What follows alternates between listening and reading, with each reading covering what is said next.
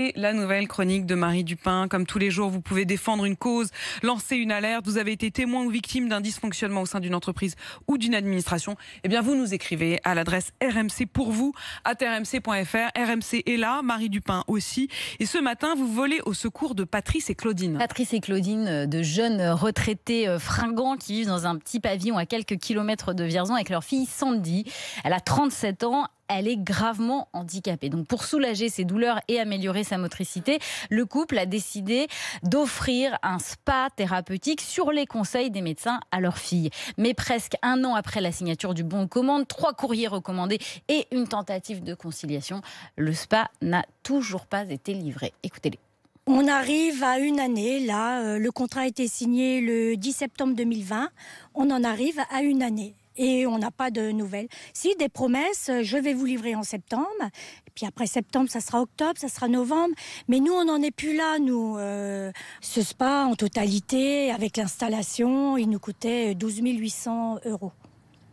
Voilà, donc on avait déjà débloqué les 11 600 € pour l'acompte et cette fameuse livraison qui était prévue. C'est vrai, on a vidé la tirelire. On ne sait plus quoi faire et puis on souffre, quoi. On en a marre, on est fatigué parce qu'on a d'autres soucis. Et puis Sandy, le besoin de Sandy qui est très urgent. Sandy, elle ne peut pas rester comme ça, on ne peut pas repartir sur une année. Comme ça, il nous faut ce spa. Donc moi, je souhaite être remboursée, qu'ils nous redonnent notre argent, qu'on puisse racheter un spa pour Sandy et dans de meilleures conditions. On a fait confiance. Et on est très très déçus, quoi. C'est le bien-être de ma fille qui en pâtit.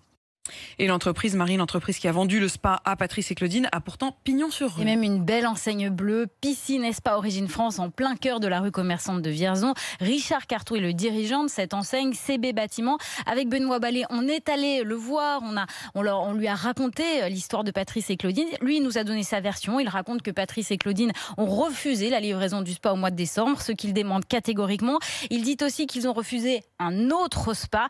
Et malheureusement, selon lui, il n'y a plus de stock à cause du Covid. Il ne sait pas du tout quand est-ce qu'il y en aura de nouveau, peut-être dans 6 mois, peut-être dans un an.